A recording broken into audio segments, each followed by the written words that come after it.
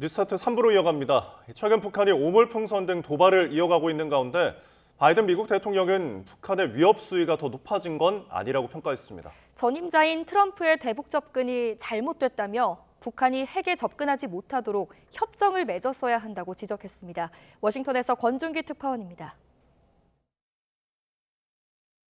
미국 시사주간지 타임은 지난달 트럼프 전 대통령에 이어 이번엔 바이든 대통령을 인터뷰했습니다. 북한과 이란의 핵 문제가 과거보다 더 위협적으로 변했다고 보느냐는 질문에 바이든 대통령은 아니라고 잘라 말했습니다. 북한 위협은 이전과 똑같다며 북한은 해결해야 할 다른 문제를 갖고 있다고 말했습니다. 북한과 이란의 핵을 인정해야 할지 물음에도 그렇지 않다며 전임자인 트럼프 얘기를 꺼냈습니다. 북한이 핵을 개발한 건 이미 오래전부터로 트럼프 정부 때인 5년 전 상황도 지금과 다르지 않았다는 겁니다. 핵무기가 있는 한 항상 문제가 생긴다며 북한이 핵에 접근하지 못하도록 통제하는 협정을 트럼프가 맺지 않은 게 잘못이라고 비판했습니다. 그러면서 자신에 대한 과소평가와 달리 믿을 수 없을 정도로 광범위한 인도태평양 전략을 수립했다며 한국, 일본 등과의 안보 공조 강화를 내세웠습니다. 특히 한국과 일본이 캠프 데이비드에서 화해한 것과 일본이 GDP의 3%를 국방 예산으로 쓰게 된 것을 구체적인 성과로 꼽았습니다. 자신의 과감한 투자로 태평양에서 이전보다 훨씬 강해졌고 중국은 압박을 느끼고 있다는 겁니다.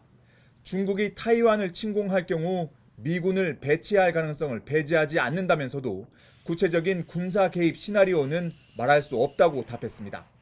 바이든 대통령은 인터뷰에서 재작년 한국 방문을 반도체를 되찾기 위한 목적이었다고 소개하며 대규모 민간 투자 유치를 업적으로 내세웠습니다. 워싱턴에서 YTN 권중입니다. 한국과 미국, 일본이 국제원자력기구 IAEA 정기이사회에서 북한의 핵 프로그램과 끊이지 않는 미사일 도발, 러시아와의 군사협력을 강력히 규탄했습니다. 한미일 3국은 현지 시간 4일 오스트리아 빈 국제센터에서 열린 IAEA 정기이사회 공동발언에서 군사정찰 위성 발사를 포함해 계속되는 북한의 탄도미사일 발사에 대해 심각한 우려를 표명한다며 이같이 밝혔습니다. 우리 군 당국은 9.19 군사합의 전체 효력 정지에 따라 대북 확성기 방송도 제약이 없어졌다며 심리전은 언제든 시행할 준비가 되어 있다고 밝혔습니다. 대북 확성기는 최전방 지역 24곳에 고정식으로 설치되어 있었고 이동식 장비인 차량도 16대가 있었지만 2018년 4월 판문점 선언에 따라 고정식은 철거돼 창고에 보관 중이고 차량은 인근 부대에 주차된 상태입니다. 대북 확성기 방송은 심리전의 최후 수단으로 거론되는 만큼 정부와 군 당국은 북한의 도발 억제에 주력하며 추가 도발 수위에 따라 방송 재개 여부를 결정할 것으로 보입니다. 고용시장 둔화 기대 속에 미 뉴욕 증시가 3대 지수 모두 상승했습니다. 현지 시간 4일 뉴욕 증권거래소에서 다우존스 30 산업평균지수는 전 거래일보다 140.26포인트 오른 38,711.29의 거래를 마쳤습니다. S&P 500 지수는 7.94포인트 오른 5,291.34를, 나스닥 지수는 28.38포인트 오른 16,857.05를 나타냈습니다. 뉴욕 유가는 감산 축소 기대 속에 5거래일 연속 하락했습니다. 현지 시간 4일 뉴욕 상업거래소에서 근월물인 7월 인도 서부 텍사스산 원유는 전일 대비 1.31% 하락한 배럴당 73.25달러의 거래를 마감했습니다. 이는 지난 2월 5일 이후 가장 낮은 수준입니다. 글로벌 벤치마크인 8월 인도분 브렌트유 가격은 1.07% 하락한 배럴당 77.52달러의 거래를 마쳤습니다. 나렌드라 모디 인도 총리가 이끄는 인도 집권당 주도 정치 연합이 총선에서 승리를 해서 세 번째 연임에 성공했습니다. 하지만 출구조사 예측과는 달리 압승을 거두지는 못하면서 정치적인 불확실성이 커질 것이라는 걱정 때문에 인도 증시는 출렁였습니다. 김지영 기자입니다. 당사에 도착한 나렌드라 모디 총리. 장미꽃잎을 뿌리며 환호와 박수를 보내는 지지자들 앞에서 총선 승리를 선언하며 자축합니다. आज की ये विजय दुनिया के सबसे बड़े लोकतंत्र की जीत है। 집권당이 주도하는 정치연합이 정부 구성에 필요한 과반 의석을 확보하면서 모디 총리의 사면임도 사실상 확정됐습니다. 인도 정치사에서 사면임을 달성한 총리는 자와할랄 네루 초대 총리 이후 처음입니다. 독립 100주년인 2047년까지 인도를 선진국 반열에 올려놓겠다는 공약과 함께 인구의 80%를 차지하는 힌두교도 결집에 공을 들인 게 주요했다는 분석입니다. 하지만 출구조사의 압승 예측과는 달리 야권 연합이 훨씬 많은 의석을 가져가며 약진했습니다. The main thing that this election has said, the country has unanimously and clearly stated, we do not want Mr. Narendra Modi and Mr. Amit Shah to be involved in the running of this country. 정치적 불확실성이 커질 거라는 우려로 어제 문바이 증시는 한때 8% 가까이 떨어지는 등 출렁거렸습니다. 집권 3기를 맞이할 모디 총리가 민심을 다잡기 위해 어떤 리더십을 보여줄지 지구촌이 주목하고 있습니다. YTN 김지영입니다. 오늘의 주요 국회 일정입니다. 국회에서는 오늘 국회의장단을 선출하기 위한 22대 첫 본회의가 열립니다. 다수당이 민주당은 우원식, 이하경 의원을 각각 전반기 의장과 민주당목 부의장으로 선출합니다. 국민의힘은 원구성 협상이 진행 중인 데다가 일방적인 본회의에 동의할 수 없다는 입장인데요. 여당이 본회의 불참 가능성을 배제하지 않고 있어서 첫 본회의부터 파행할 거란 관측도 나옵니다. 국민의힘과 민주당은 오늘 원내대표와 수석 부대표가 만나 원구성 협상 막판 타결을 시도합니다. 원구성 법정 시한은 오는 7일입니다. 하지만 핵심 상임위인 법사위, 운영위를 두고 여야의 입장차가 커서 협상에 진통이 예상됩니다. 네, 국민의힘이 어제 이어 오늘도 당원 당규 개정 특위를 열고 경선 규칙 문제를 논의합니다. 현재 당원 100%로 치러지는 전당대회에 일반 여론조사를 넣는 방안을 검토할 것으로 보이는데요. 이 당대표와 최고위원 선출 방식도 들여다본 뒤 오는 12일까지 규칙 개정을 마무리하겠다는 방침입니다. 더불어민주당은 현역 의원들과 전국 원외 지역위원장들이 참여하는 연석회의를 진행합니다. 국회의장 후보와 원내대표 경선에 당원 투표 20%를 반영하는 방안을 놓고 토론이 이루어질 전망입니다.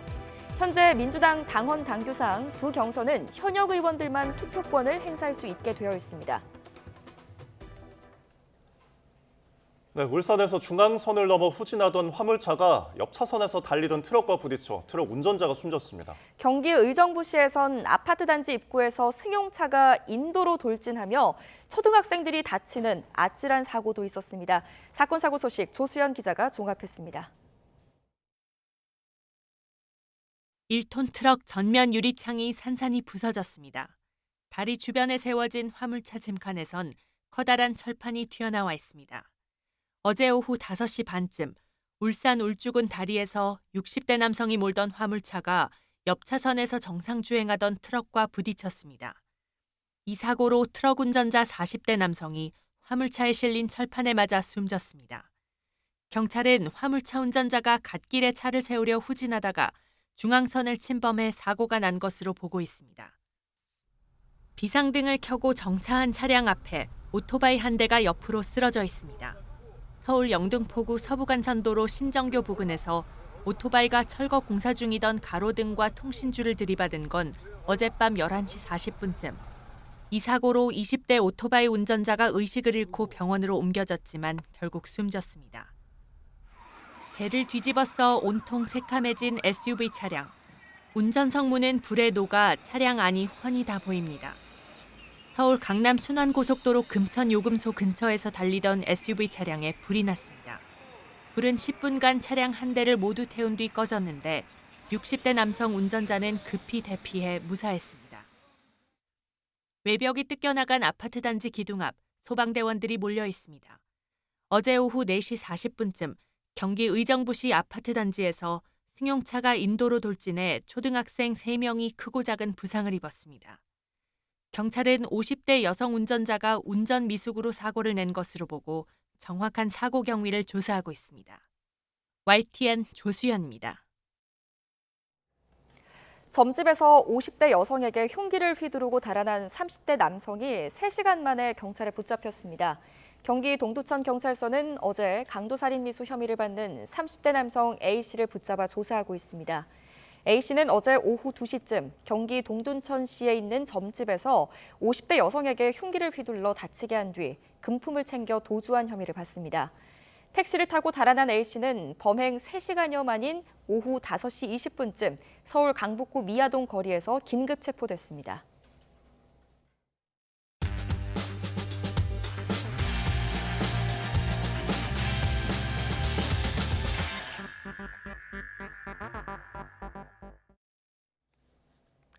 (6월 5일) 수요일 조간 브리핑 시작합니다. 먼저 서울신문입니다. 전공의들이 이탈하면서 의료 공백이 이어진 지 어느덧 100일이 넘었죠. 길어지는 의정 갈등에 빠르게 붕괴하고 있는 출산 인프라를 짚는 기사입니다.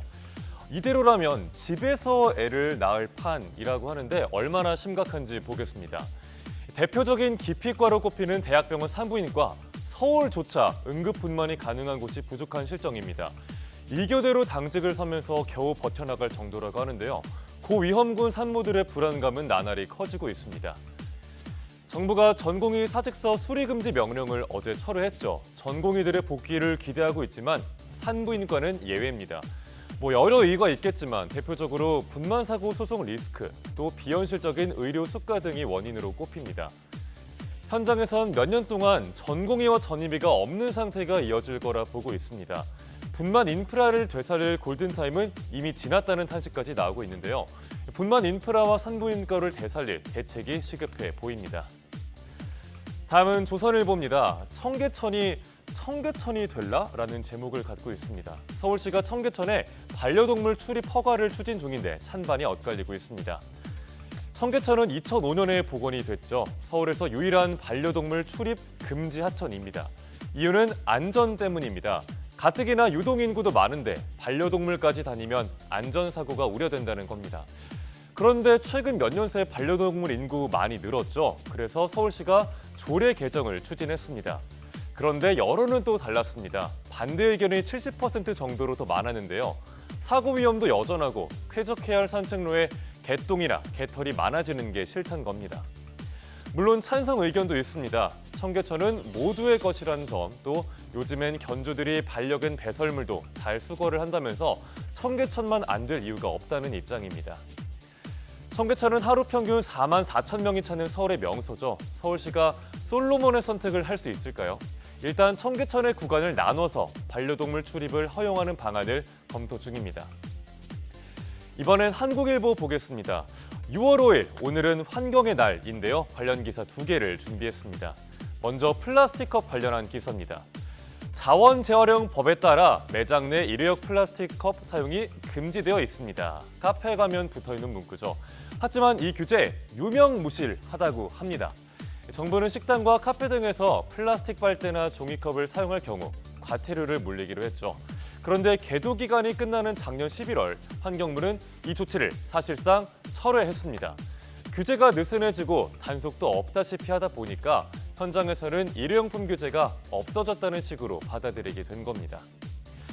규제 준수에 민감한 프랜차이즈 매장들은 그래도 좀 지키는 편인데, 하지만 개인 카페들은 소규모의 운영도 자유롭죠. 그러니 지금 보시는 사진처럼 매장 내에서 플라스틱 컵을 사용하는 걸 볼 수 있습니다. 플라스틱 컵은 엄연히 과태료 대상이지만 지자체 단속은 사실상 없는 상황입니다. 자영업자들 사이에선 민원이나 단속이 들어오지 않는 한 일회용 컵을 쓰는 게 이득이다라는 반응까지 나온다고 합니다. 정부의 정책이 일회용품 사용을 부추겨서 환경에 부정적 영향을 줄 수 있다는 우려가 나오고 있습니다. 종류에 관계없이 일회용품을 규제해야 한다는 전문가의 주장도 신문은 함께 전하고 있습니다. 이어서 세계일보 보겠습니다. 기후동행 카드를 다뤘는데요. 기후동행 카드, 서울시가 내놓은 무제한 대중교통 이용권이죠. 많은 시민들이 애용한다고 하고 저도 출시되자마자 쓰고 있습니다. 그런데 4개월 동안 부정사용 적발이 단 한 건도 없었다. 사실상 부정사용을 잡아낼 방법이 없다는 점을 지적하고 있습니다. 너도 쓰고 나도 쓰고 쟤도 쓰고, 소위 제3자 대여 등 돌려쓰기는 엄연한 부정승차 단속 대상입니다. 하지만 현장에서 부정사용을 잡아내긴 어렵죠. 그래서 기후동행카드 출시 때부터 관련 우려가 나왔었습니다. 부작용을 우려해서 서울시는 본인만 쓸 수 있는 모바일 카드 발급을 원칙으로 했습니다. 하지만 기후동행 카드를 찾는 시민들이 크게 늘자 실물 카드 발급도 크게 늘었죠. 누적 판매량 가운데 실물 카드가 차지하는 비중은 46%가 넘습니다. 거의 절반이죠. 지난해 서울 지하철에서 부정승차로 적발된 건수만 5만 건에 가깝습니다. 하루 평균 130건이 넘는 수치인데 앞서 짚어드렸듯 기후동행카드 부정사용 적발은 한 건도 없었죠. 부정사용 방지 대책 수립이 시급하다는 서울시 의원의 지적도 함께 담고 있습니다. 마지막으로 중앙일보입니다. 여성을 주제로 한일중 불교미술 걸작을 선보이는 전시가 열리고 있습니다. 호암미술관에서 열리는 기획전, 진흙에 물들지 않는 연꽃처럼인데요. 벌써 6만 명이 넘게 다녀갔습니다. 사진으로 먼저 보실까요? 네, 왼쪽은 백제 금동관음 보살상 입상, 은은한 미소와 곡선미가 돋보입니다. 한국미술사의 걸작으로 평가를 받고 있죠. 국내에선 이번에 일반에 최초로 공개가 됐습니다. 또 오른쪽은 수월 관음 보살도입니다. 미국 메트로폴리탄 미술관이 소장하고 있는 작품인데 미국에서도 보기 어려운 귀한 그림입니다. 이재용 삼성전자 회장은 이번 전시회를 벌써 5번이나 찾았다고 합니다. 3대째 이어지는 삼성과의 미술 사랑이 녹아있는 이번 기획전에 대해서 미술계에선 우리 생에 한 번밖에 없을 전시라는 호평이 나옵니다. 이번에 놓치면 다시 못 볼 작품들도 많다는 후기들도 있는데요. 오는 16일까지 열리고 있으니까 미술에 관심 있는 분들은 늦지 않게 가보셔도 좋을 것 같습니다. 네, 오늘 하루 우리 일상에 관음 보살상의 미소가 함께하길 바라겠습니다. 6월 5일 아침 신문 살펴봤습니다. 지금까지 주간 브리핑이었습니다.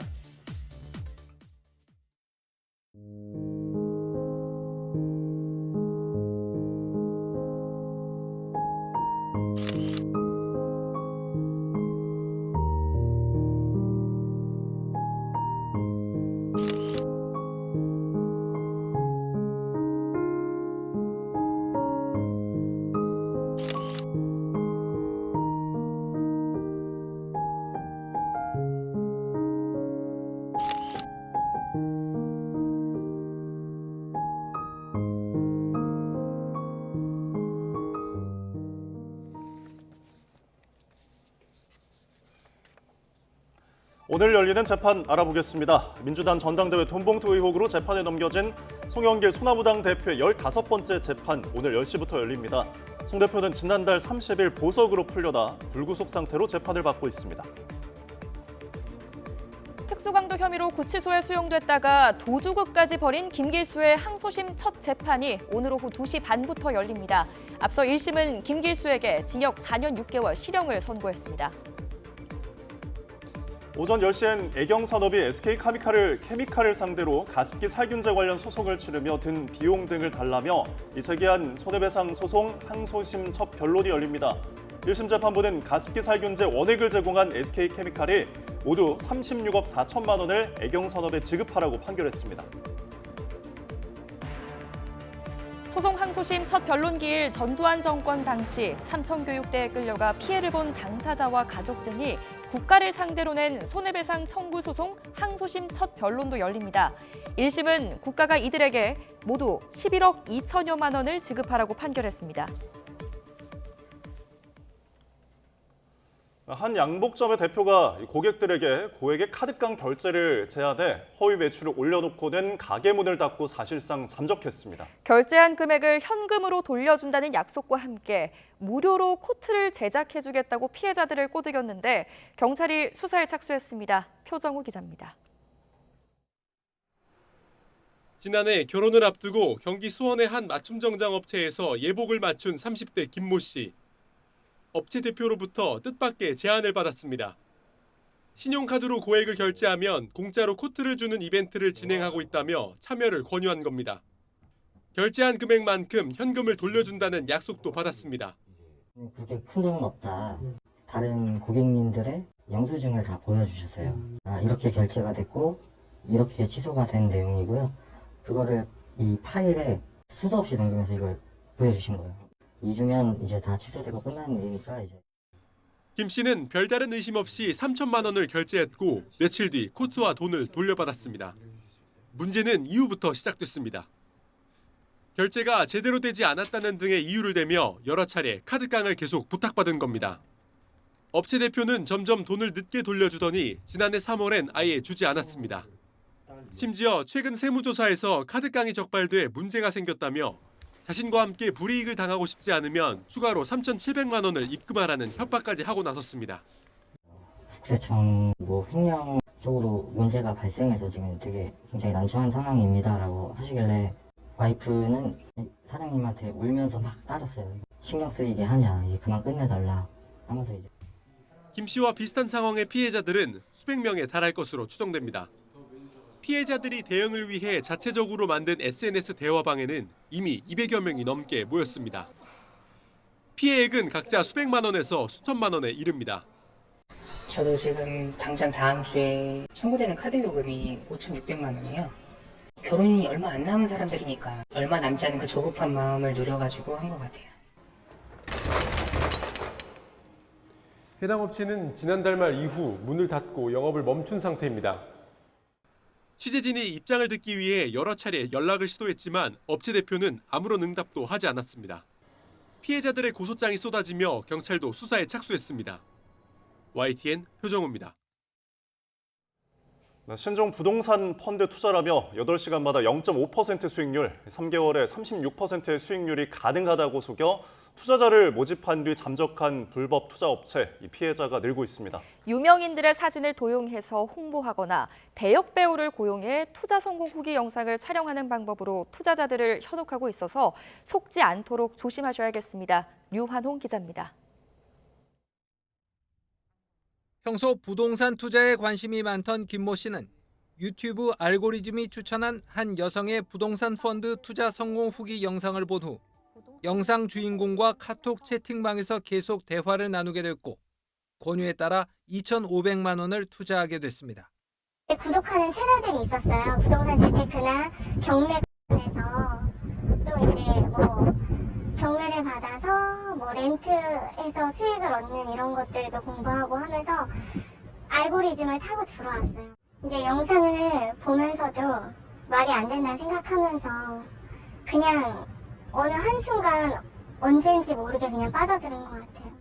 투자금을 입금한 후 수상한 낌새를 알아차렸지만 때는 늦었습니다. 영상 속 여주인공은 8시간마다 복리 0.5%의 수익률과 3개월에 36% 수익률이 가능하다며 자신의 경험을 늘어놨지만 모두 가짜였습니다. 3만 원으로 1억을 만드는데 154일밖에? 헐, 이 말도 안 되는 계산이 가능하게 된 건 바로 복리 때문이죠. 영상 주인공은 대역 배우였고 이 대역 배우 프로필로 불법 투자업체가 투자자들과 카톡을 주고받았던 것입니다.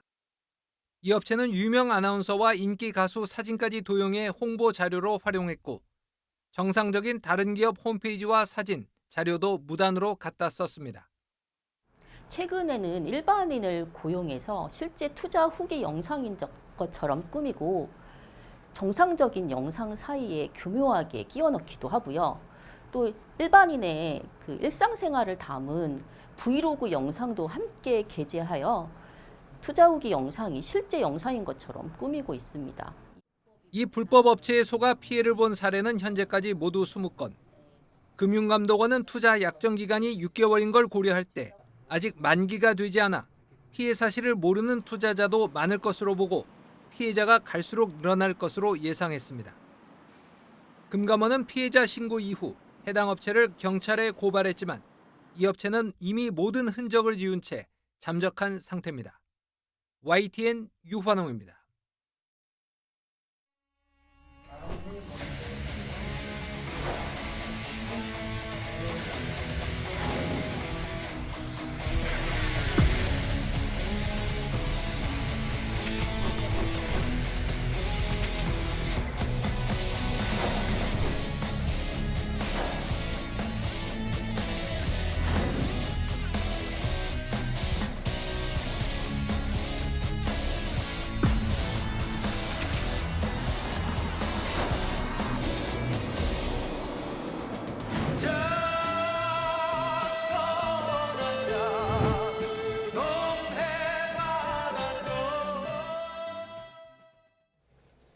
최신 경제 소식을 빠르고 친절하게 전달해 드립니다. 스타트 경제 오늘은 석병훈 이화여자대학교 경제학과 교수와 함께하겠습니다. 어서 오십시오. 네, 어서 오십시오.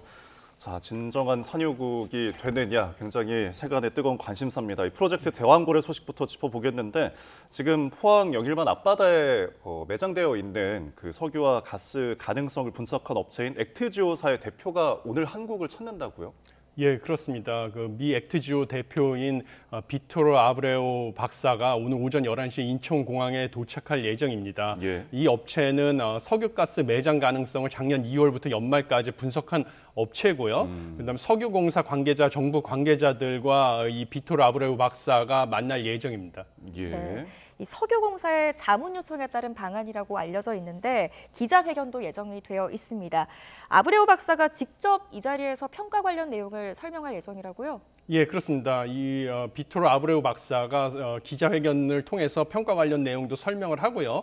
그다음에 국내 아까 말씀드린 것처럼 석유공사 관계자들, 고위 관계자들하고 정부 관계자들 만나서 후속 조치에 대해서 자문을 할 예정입니다.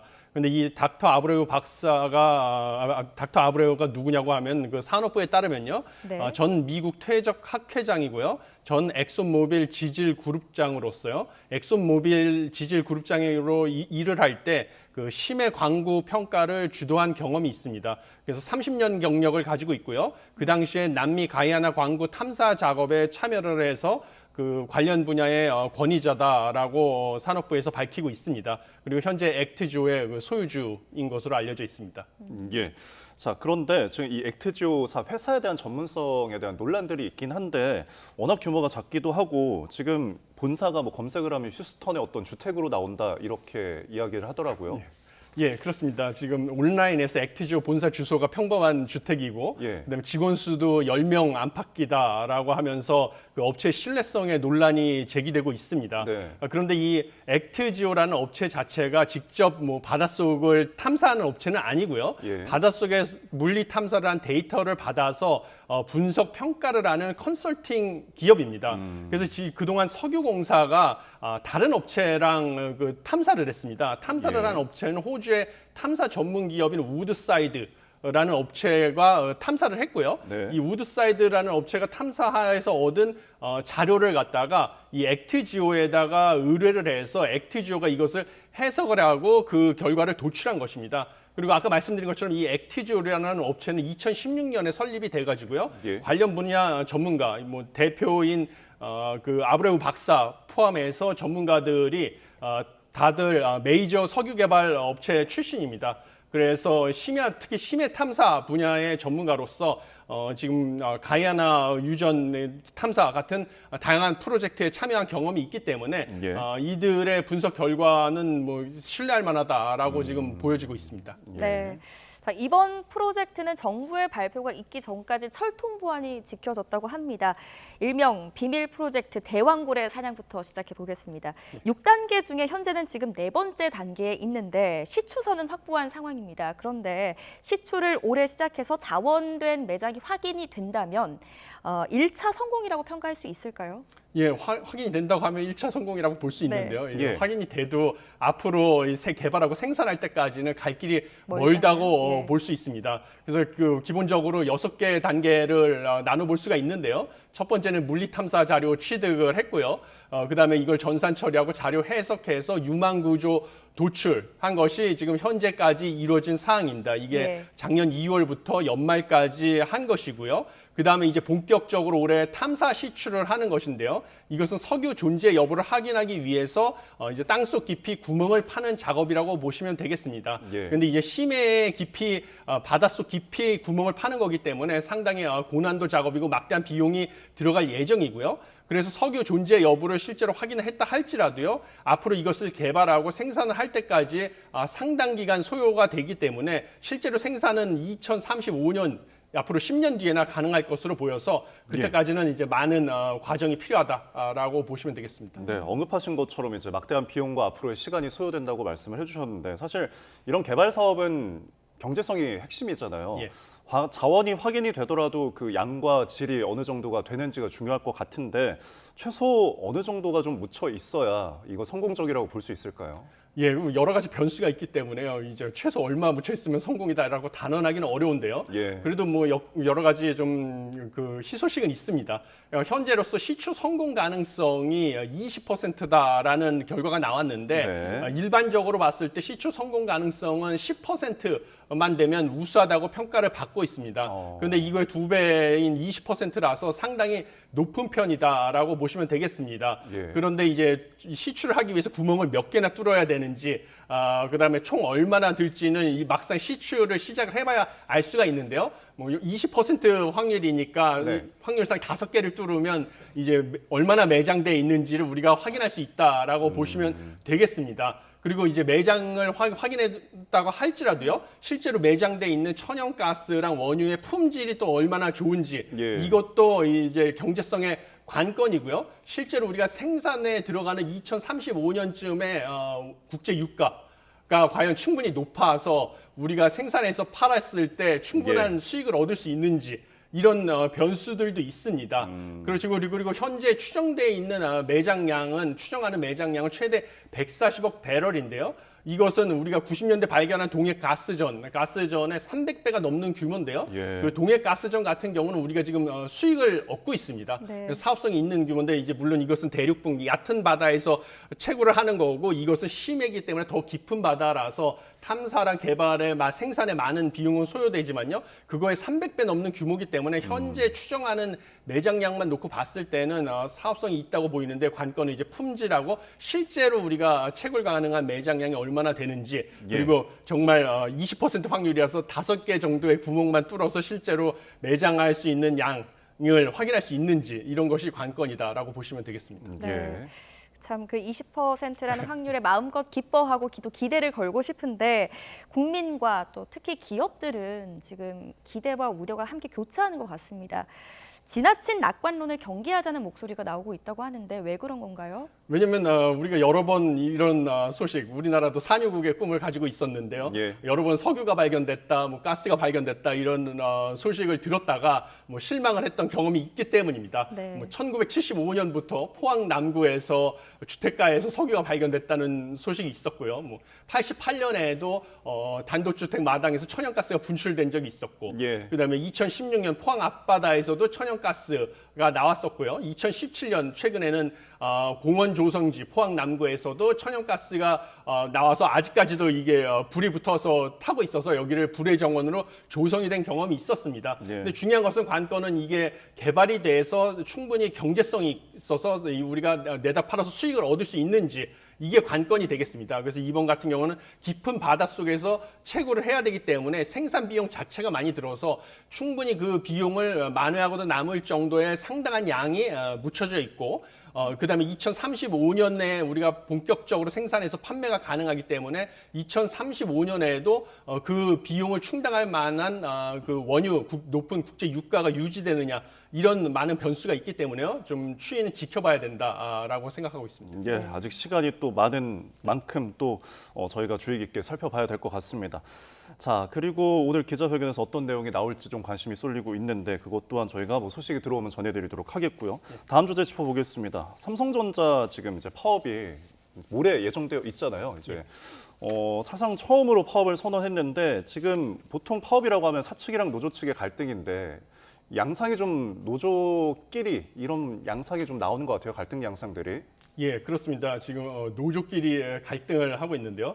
그 삼성전자에 지금 있는 노조 중에서 지금 파업을 주도하고 있는 노조는 전국 삼성전자 노동조합이라고 해서 전삼노라고 하고 있습니다. 예. 그래서 이 노조는 디바이스 솔루션 부분을 중심으로 구성된 노조로서요, 삼성전자 내에서는 규모 면에서는 최대 규모로 지금 조합원 수는 28,400명이라고 전삼노 초기 측에서는 추정을 하고 있습니다. 네. 그리고 여기와 갈등을 벌이고 있는 다른 노조는 초기업 노조라고 해서요, 삼성전자의 다른 디바이스 경험 부분의 노조, 삼성화재, 그다음에 삼성 디스플레이, 삼성 바이오로직스, 삼성전기 등 5개 노조가 합쳐져 있는 노조가 되겠습니다. 그래서 네. 여기서 밝힌 규모는 19,800명 수준의 노조인데, 이 두 노조 간에 지금 갈등이 있습니다.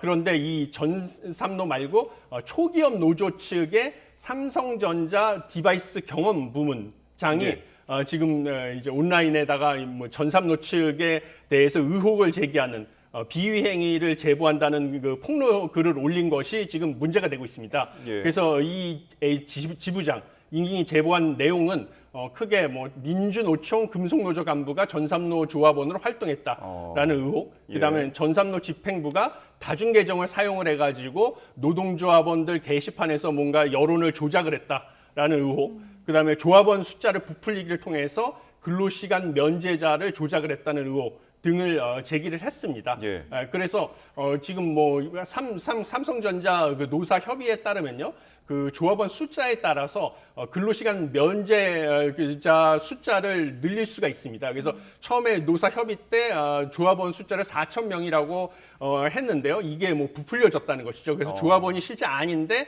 그 사람들의 명의를 도용해서 조합원 숫자를 부풀림으로써 그 이제 근로 의무 없이 노조에 전임 할 수 있는 조합원의 숫자를 늘렸다. 그래서 지금 현재 8명 정도가 근무에서 면제되고 노조에서만 전임으로 일을 하는 이런 혜택을 받았다라는 지금 의혹을 제기하고 있습니다. 이래서 이 노노 갈등이 지금 격화되고 있다라고 보고 있습니다. 네. 초기업 노조에서 폭로글을 올렸고 전산노 측에서는 바로 반박을 했습니다. 이전 집행부의 문제다.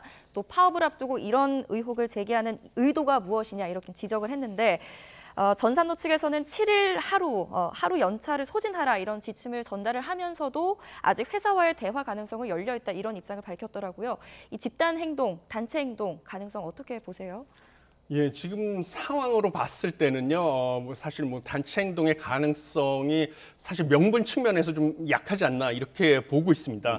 왜냐하면 일단 7일에 지금 제기하고 있는 단체 행동은 7일 징검다리 휴일이죠. 6일이 현충일이고 그 다음에 주말이기 때문에 7일에 연가를 써가지고 휴가를 써가지고 파업에 동참을 해라라고 주장을 하고 있는데요. 문제는 이 파업에 동참을 해봤자 지금 현재 업계 측에서 추정한 결과에 따르면 삼성전자의 D램이나 낸드 플래시 생산에 큰 영향이 없을 것이다 라는 것이 좀 큰 주 이유입니다. 왜냐하면 징검다리 휴일을 앞두고 이미 삼성전자에서도 직원들에게 휴가 사용을 좀 권장을 해가지고요.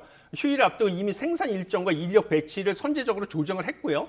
그다음에 반도체 생산 공정이 생산 자동화로 최소한의 인력이 필요하기 때문에 이미 생산에 큰 타격이 없습니다. 그리고 또 지금 현재의 그 파업 자체가 좀 사회적 지지를 받지 못하고 있을 가능성이 큽니다. 왜냐하면 지금 직장인 1인당 연봉이 작년 말 기준으로 4,200만 원인데요. 삼성전자 노조원들의 평균 연봉이 1억 2천만 원입니다. 그래서 지금 3배에 달하기 때문에요.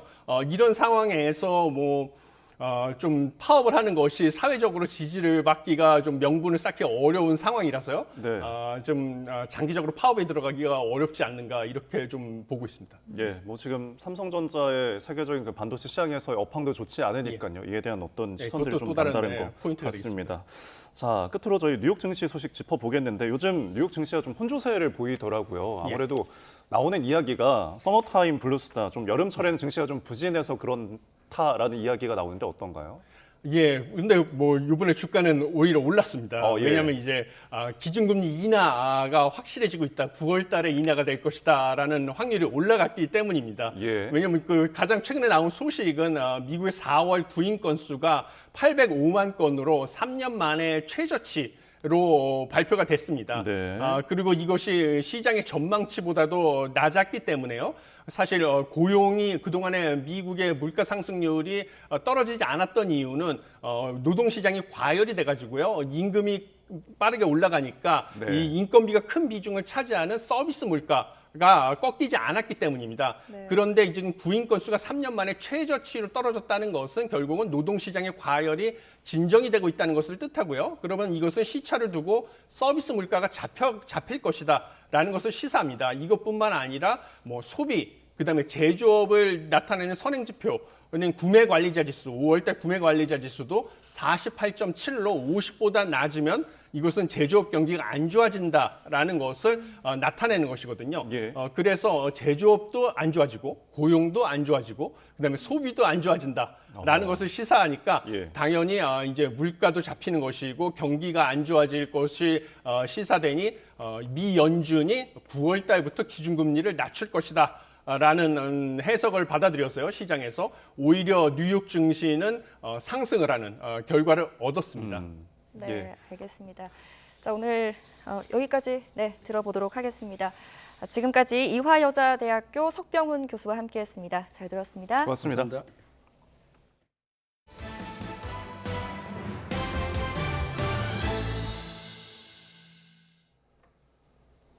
네, 프로야구 한화 사령탑으로 부임한 김경문 감독이 데뷔전을 승리로 장식을 했습니다. 한화는 KT와의 수원 원정에서 나란히 2타점씩 기록한 추재훈과 이도윤 등 하위 타선의 활약을 앞세워서 8대2로 승리를 했습니다.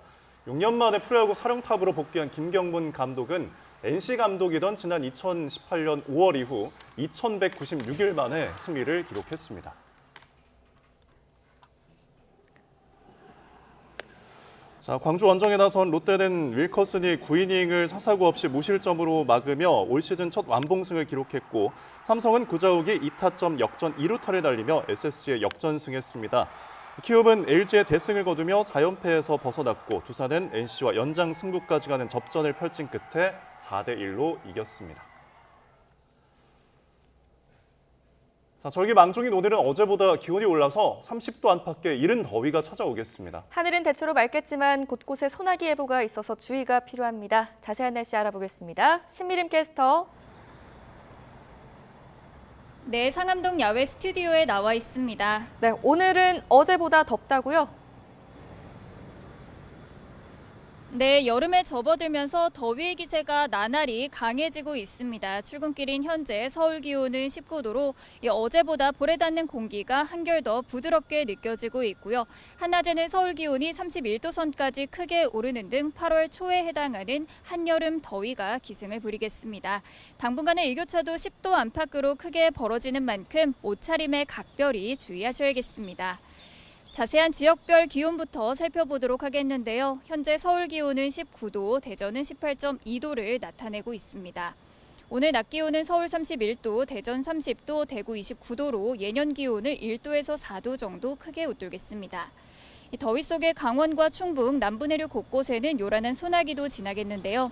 소나기의 양은 5에서 20mm로 곳에 따라서는 돌풍과 벼락을 동반하겠고요. 소나기의 특성상 기습적으로 쏟아질 수 있어서 각별히 주의하셔야겠습니다. 네, 내일부터 징검다리 연휴 기간인데 날씨가 어떤가요?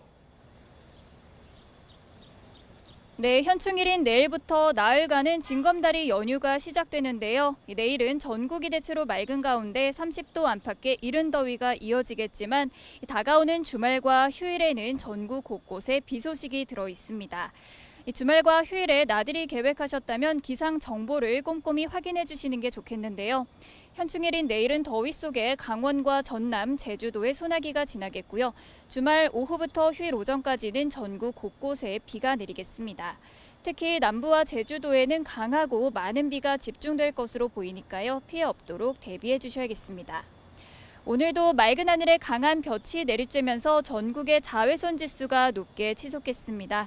외출 시에는 자외선 차단제를 수시로 덧발라 주시는 게 좋겠고요. 모자나 선글라스도 챙기시는 게 좋겠습니다. 지금까지 YTN 신미림입니다. 이상으로 뉴스타트를 마칩니다. 활기찬 아침 보내십시오. 시청해주셔서 고맙습니다.